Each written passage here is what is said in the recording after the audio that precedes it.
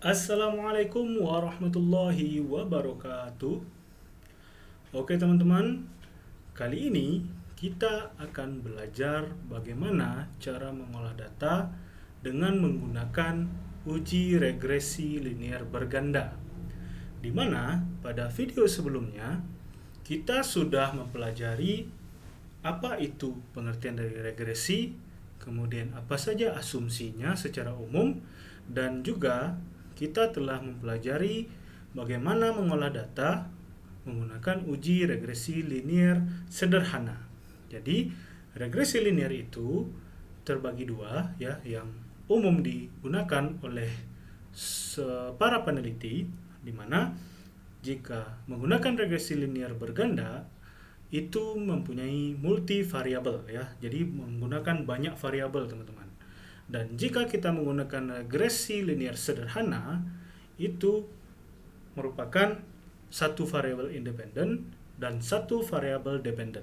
Dan itu kita sudah bahas di video sebelumnya. Maka kali ini kita akan lanjutkan, ya, jenis dari uji regresi linear, yaitu linear berganda, di mana kita akan mengolah data menggunakan banyak variabel, yaitu lebih dari 2 variabel. Baik teman-teman, mungkin kita masuk ke dalam teori dulu, ya. Secara khusus, regresi linear itu merupakan analisa hubungan atau pengaruh atau multivariat, ya, di dalam antar variabel independen dengan variabel dependen. Dan dia berharap dapat membentuk garis lurus, makanya disebut dengan linear. Regresi linear berganda merupakan perluasan dari linear sederhana, sebagaimana yang kita sudah bahas tadi, di mana regresi linear berganda ini merupakan variabel independen lebih dari satu variabel dan dihubungkan dengan satu variabel dependen. Dan ingat teman-teman, masih ada perkembangan lagi dari regresi linear berganda, yaitu namanya adalah path analysis atau analisis jalur, yang merupakan salah satu kembangan dari regresi linear berganda ini. Dan ingat, regresi linear berganda merupakan data statistik parametrik, maka dari itu angkanya yang harus kita olah.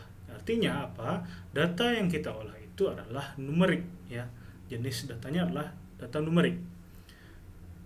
Dan untuk variabel independen itu bisa numerik, bisa campuran, teman-teman.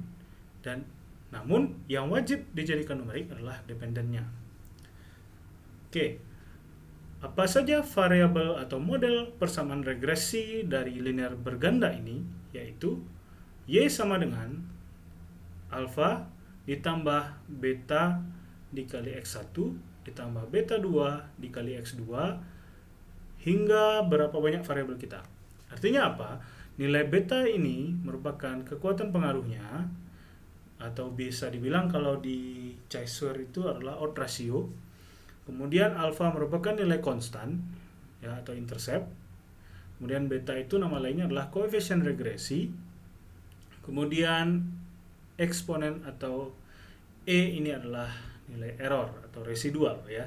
Jadi kita masuk ke dalam fungsi uji, atau tujuan dari uji ini adalah untuk mengetahui pengaruh yang lebih dari 2 variabel bebas terhadap variabel terikat atau dependen, ya. Mudah-mudahan teman bisa memahami, ya. Karena regresi linear berganda ini merupakan uji multivariat yang banyak sekali syarat atau asumsinya. Apa saja asumsinya? Kita bisa lihat di sini. Bahwasanya asumsinya yang pertama adalah skalanya minimal interval atau rasio, ya. Kemudian datanya berdistribusi normal. Jadi karena ini merupakan statistik parametrik, maka kita harus melakukan uji normalitas nantinya, atau data berdistribusi normal. Dan itu nanti bisa terlihat di dalam menu regresi linear berganda. Kemudian pola hubungan variabel dependen dan independen harus berbentuk linear, ya, harus berbentuk linear. Kemudian adanya eksistensi, lalu adanya independensi. Nah, bagaimana cara melihat nilai independensi ini? Yaitu nilai independensi adalah nilai Y yang secara statistik pada setiap individu itu tidak tergantung antara satu dengan yang lainnya. Ya, asumsi ini hanya berlaku jika satu individu tidak lakukan observasi atau ada pengukuran lebih dari satu kali. Standarnya ialah menggunakan uji Durbin-Watson ini, teman-teman. Yang mana jika kita menggunakan aplikasi komputer atau dengan aplikasi SPSS ini, standarnya adalah min 2 sampai dengan plus 2. Ya. Artinya, jika asumsi independensi ini terpenuhi, dia harus berada di bawah min 2 atau harus berada di antara min 2 sampai dengan plus 2, teman-teman. Ya, harus berada di tengah-tengah antara min 2 dan plus 2. Itu berarti independensinya terpenuhi. Namun, jika nilai Durbin-Watson-nya nanti berada di bawah min 2 atau di atas plus 2, berarti asumsi tidak terpenuhi. Maka kita harus mencari uji lain. Nanti kita akan cari solusinya, apa itu uji yang cocok untuk data yang jika tidak terpenuhi. Kita akan jawab nanti. Dan ada cara lain untuk melihat Durbin-Watson jika teman-teman menggunakan tabel Durbin-Watson, ya, di mana standarnya adalah nilai DU, ya, nilai DU dan 4 kurang DU. Jadi nilai Durbin-Watson kita harus berada di antara DU dan 4 dikurang DU. Mudah-mudahan bisa dipahami ya teman-teman. Nanti kita akan jawab. Kemudian kita harus melakukan uji linearitas, teman-teman. Di mana di sini harus menggunakan uji ANOVA, ya. Nah, bukan berarti teman-teman harus menggunakan one way ANOVA dulu untuk mendapatkan linearitas, tidak. Di dalam regresi itu sudah tersedia uji ANOVA. Ya, jadi teman-teman bisa melihat langsung tanpa harus menguji dengan tambahan uji yang lain. Itu. Syaratnya sangat gampang, yaitu nilai p-value harus kecil dari nilai alfanya, di mana kita menggunakan nilai alfa standar yaitu 5%, teman-teman. Kemudian kita harus melihat nilai homoscedasticity, ya, di mana nilai varian Y itu harus sama dengan nilai varian X. Artinya apa? Kita datanya harus homogen, teman-teman. Dari mana kita tahu data itu homogen? Kita harus perhatikan nanti sebaran plotnya. Jika sebaran itu mendekati 0 atau mendekati garis lurus atau linear, maka itu dikatakan variannya homogen. Jadi jangan sampai terjadi heteroscedasticity, teman-teman. Harus homoscedasticity harus terpenuhi. Itu. Kemudian kita lanjut ke dalam kolinearitas, ya. Kolinearitas. Harapannya adalah harus terjadi kolinearitas. Jangan sampai multikolinearitas. Ya, secara umum maksud dari multikolinearitas itu adalah keadaan di mana suatu korelasi antar variabel bebas di dalam model. Artinya apa? Ada hubungan antar variabel independen, teman-teman. Jadi itu tidak boleh. Nah, jadi bagaimana cara melihatnya? Lihatlah dari nilai R. Ini maksudnya adalah korelasi. Jika kita menggunakan bivariat, itu nanti bisa teman-teman lihat di uji regresinya langsung, atau bisa melihat dari nilai VIF pada multivariat. Standarnya harus di bawah 10. Jika teman-teman mendapatkan nilai VIF-nya di atas 10, maka bisa dikatakan kita mendapatkan multikolinearitas. Jadi tidak terpenuhi, teman-teman. Jadi bagaimana jika nanti teman-teman mempunyai banyak variabel, misalnya ada 5 atau 7 variabel atau 10 mungkin, dan itu bisa berpotensi terjadi multikolinearitas. Jadi semakin banyak variabel yang kita olah untuk regresi linear berganda, maka sangat berisiko akan terjadinya multikolinearitas. Jadi ada alternatif lain, teman-teman. Jika semua asumsi klasik ini tidak terpenuhi, caranya adalah kita harus menuju kepada uji yang namanya analisis jalur atau path analysis. Itu solusi yang paling bagus untuk menghindari agar tidak terjadinya pelanggaran-pelanggaran dari asumsi klasik ini. Nah, itu teman-teman yang harus kita pahami. Baik teman-teman, kemudian ada namanya setelah kolinearitas itu ada yang bilang autokorelasi, ya. Autokorelasi itu bisa dibilang ada korelasi antar waktu, sehingga bisa diartikan dengan mudah bahwasanya autokorelasi ini sering terjadi pada regresi linear berganda, tapi itu asumsinya sangat jarang digunakan. Jadi yang penting itu adalah item-item yang sudah saya buatkan di dalam Word ini. Oke teman-teman, jika asumsi ini terpenuhi, baru kita bisa melanjutkan dengan langkah selanjutnya, yaitu mengolah regresi linear bergandanya. Namun jika salah satunya ini tidak terpenuhi, maka alternatif yang paling bagus sebagaimana yang saya sebutkan tadi ialah mengganti uji, yaitu kembangan dari regresi linear berganda, terutama karena potensi terkena multikolinearitas, yaitu kita harus menggunakan uji path analysis atau yang bisa dibilang analisis jalur klasik. Nah, itu teman-teman.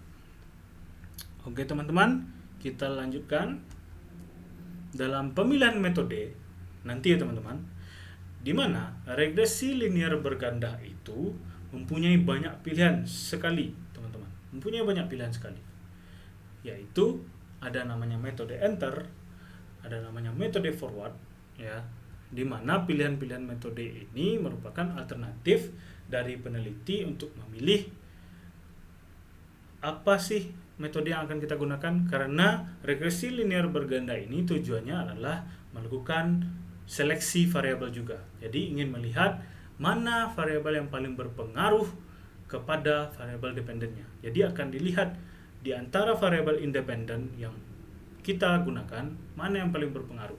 Nah, itu. Jadi solusinya adalah kita harus memilih dari macam atau jenis metode ini. Jadi di sini kita lihatkan ada metode enter, di mana metode enter ini nanti semua variabel independen akan diolah secara serentak, ya, tanpa adanya melewati kriteria. Kemudian ada yang metode forward teman-teman, di mana variabel independennya itu dimasukkan satu persatu, ya, kemudian diuji atau diseleksi ke makna statistiknya satu persatu sampai semua variabel itu memenuhi kriteria. Jadi akan diuji satu-satu. Jadi nanti seleksinya tinggal yang paling berpengaruh saja. Kemudian adanya metode backward, ya. Kalau metode backward ini kebalikan dari metode forward teman-teman, di mana dia melakukan seleksi variabel independen secara serentak, kemudian dia akan eliminasi satu persatu variabel yang tidak terpenuhi teman-teman. Itu. Jadi nanti di step terakhir dia akan mengeluarkan variabel yang paling berpengaruh terhadap dependennya. Itu. Kemudian ada namanya metode stepwise, di mana ini merupakan kombinasi antara forward dan backward. Ini jarang digunakan. Kemudian metode remove, yaitu mengeluarkan semua variabel independen dengan serentak tanpa melewati kriteria kemenangan tertentu. Jadi ini persis seperti enter, dia langsung mengeluarkan yang paling berpengaruh. Jadi yang D dan E ini jarang digunakan oleh para peneliti. Jadi yang paling favorit itu adalah backward teman-teman, karena dia seleksinya jelas. Dia akan memasukkan semua variabel independen kemudian diseleksi satu persatu. Itu. Jadi saran saya, kalau teman-teman menggunakan uji multivariat regresi linear berganda, gunakanlah metode backward ini. Itu. Nanti kita akan coba dengan metode-metode enter ataupun forward. Oke teman-teman, kita lanjut kepada hipotesa, di mana hipotesa ini sudah sering kita ulang, yaitu jika H0 ditolak atau P kecil dari alfa, ya, maka H0 ditolak, maka ada pengaruh antara variabel independen dengan variabel dependen, ya. Kemudian jika H0 diterima berarti P value besar dari alfa, maka tidak ada pengaruh antara variabel independen terhadap variabel dependen, ya. Oke.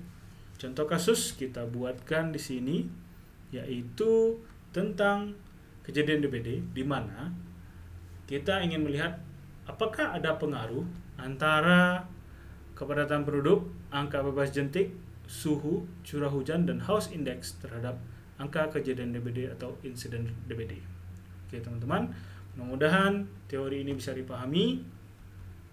Kita lanjut ke dalam materi SPSS-nya, di mana sini saya sudah membuat data ada X1, X2, X3, X4, X5, X6 ya.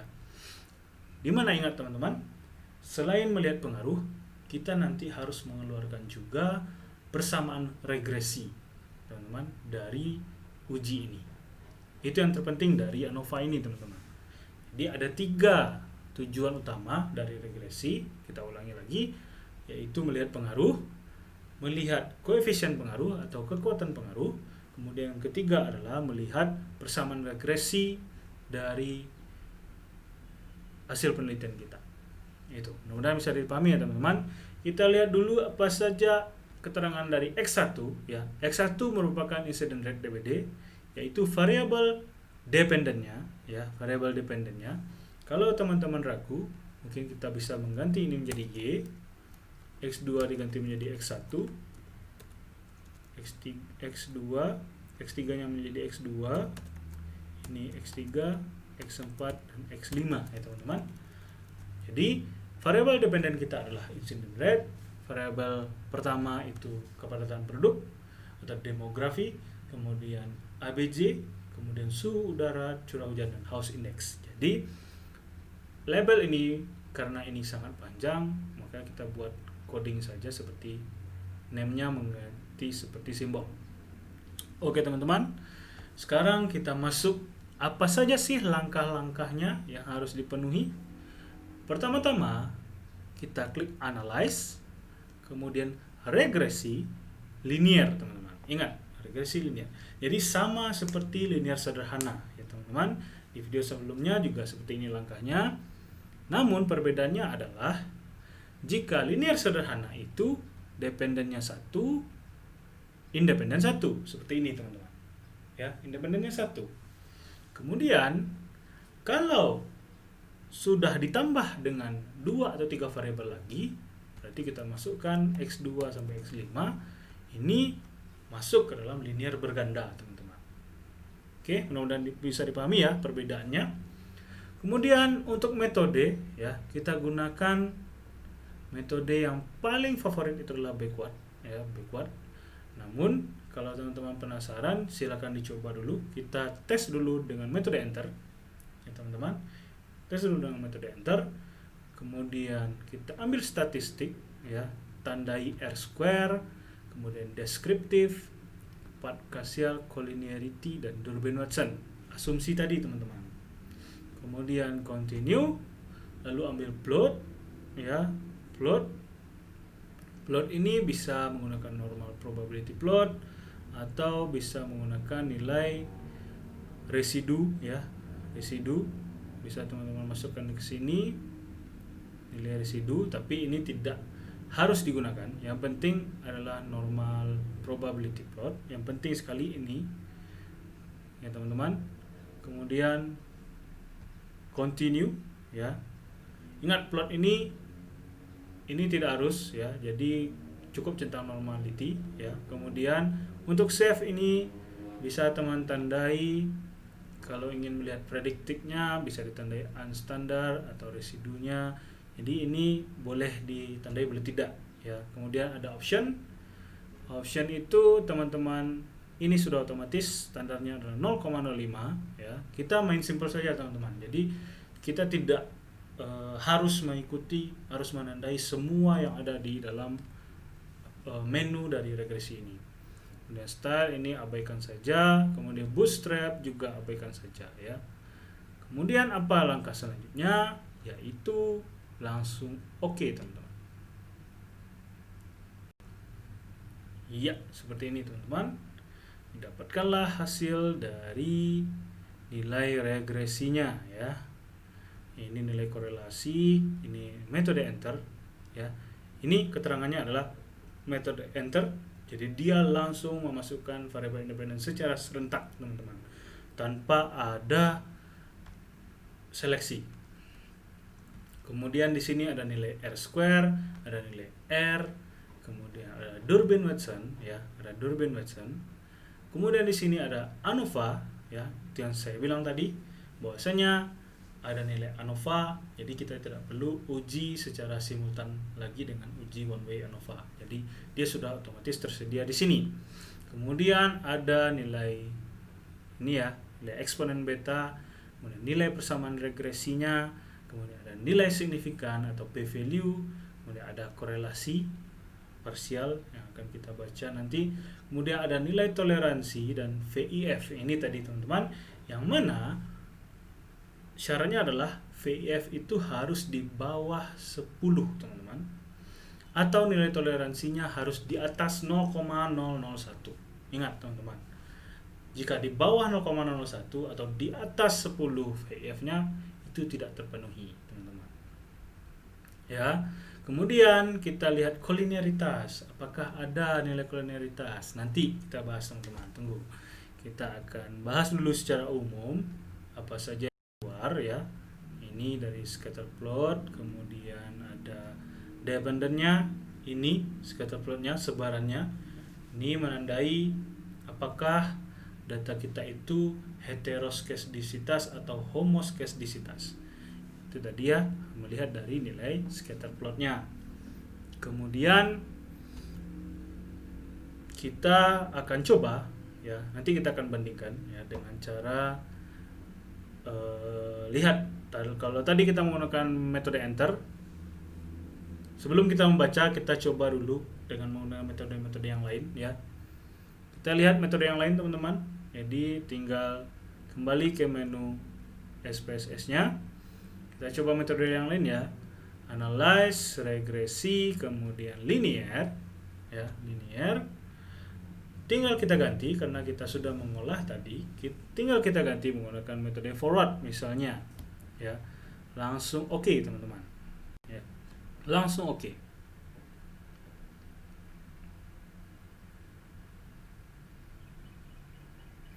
Oke teman-teman, dapat hasilnya seperti ini. Sama ya, tampilan di depannya sama dengan enter ya, sama dengan enter.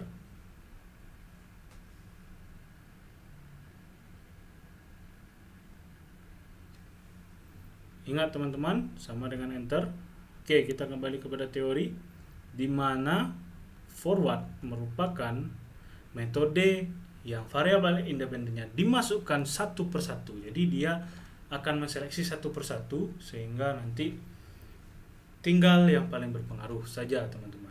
Jadi dia tidak menggunakan seleksi serentak teman-teman ya. Oke teman-teman, kita lanjut dulu ke dalam outputnya, di mana di sini didapatkan sudah terjadi seleksi teman-teman ya.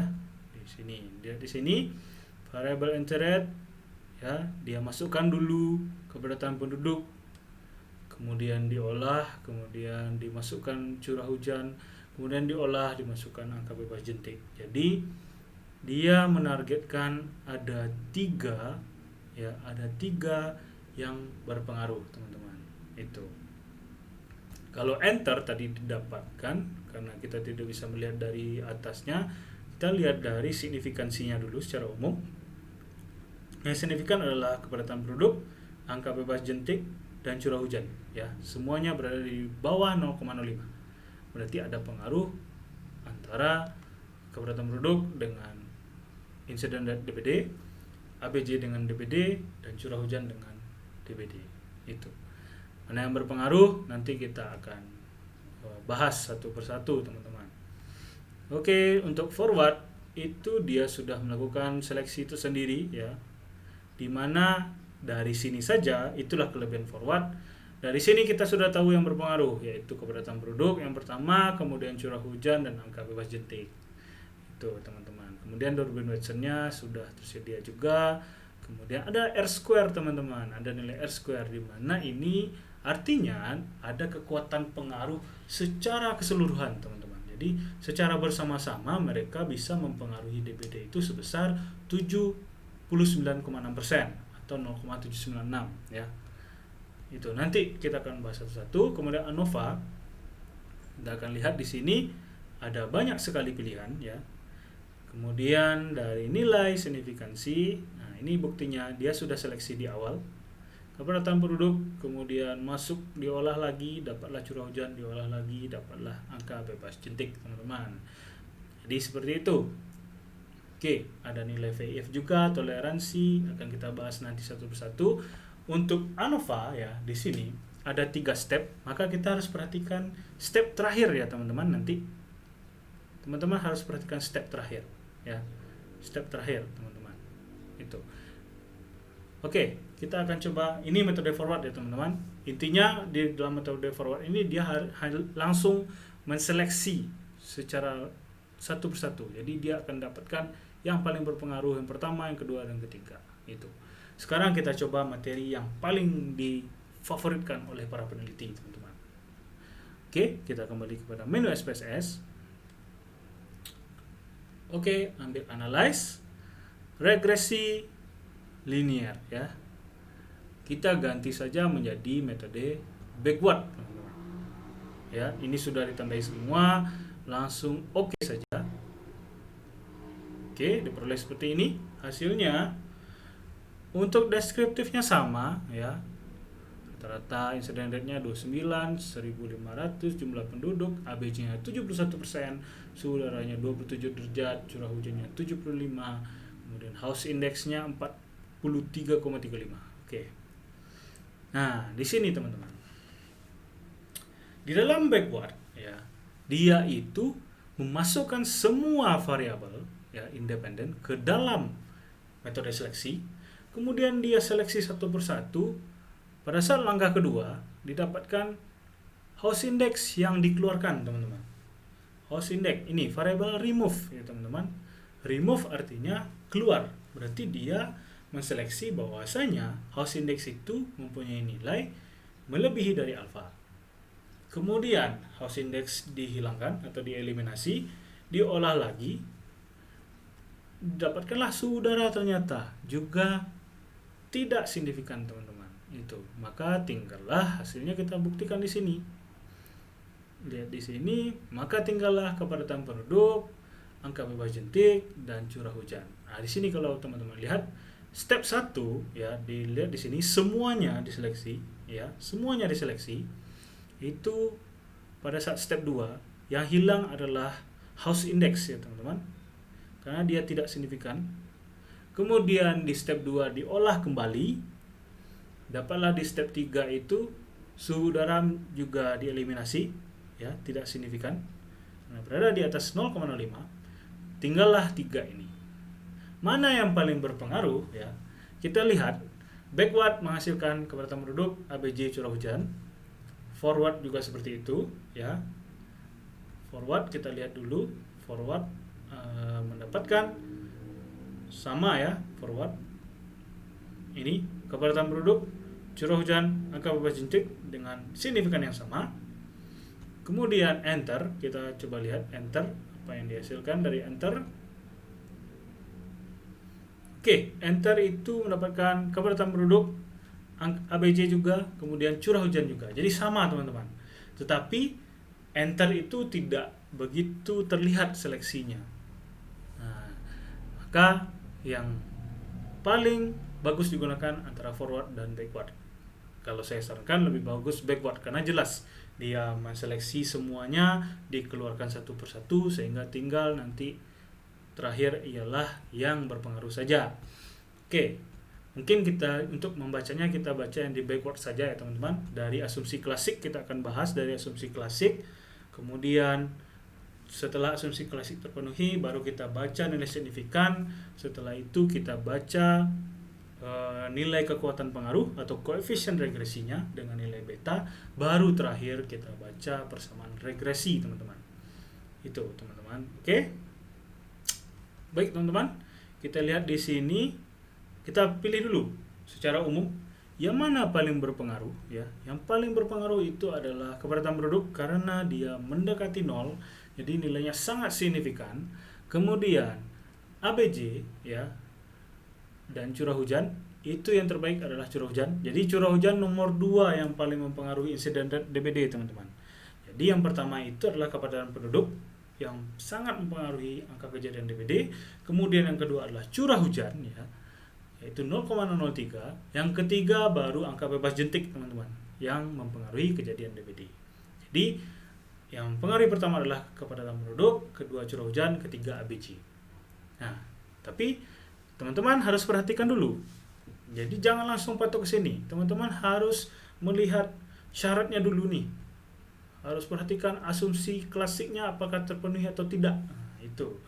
Di dalam metode output ini akan kita bahas satu persatu. Sebelum masuk ke signifikan tadi, kita harus membahas bagaimana asumsi klasiknya, apakah terpenuhi atau tidak. Ya. Setelah asumsi klasik terpenuhi dari Durbin-Watson tadi, kemudian multikolonialitas, kemudian homoskedastisitas, normalitas, kemudian linearitas dan autokorelasi. Setelah itu terpenuhi semua, baru kita bisa melanjut membaca nilai signifikan tadi. Kemudian kita buatkan persamaan regresinya dan baru kita buat interpretasi datanya, teman-teman. Itu. Oke, teman-teman. Mungkin semua itu ya, asumsi klasik, interpretasi data, dan bentuk tampilan tabel di hasil penelitian dan persamaan regresi akan kita bahas di dalam video selanjutnya, yaitu part 2 dari uji regresi linear berganda. Maka dari itu, silakan saksikan video berikutnya untuk membahas kelanjutan dari uji regresi linear berganda ini. Dalam video ini kita sudah selesai dalam mengolah datanya ya. Jadi alternatif atau solusi dari saya adalah gunakanlah jika regresi berganda, gunakanlah metode backward, teman-teman.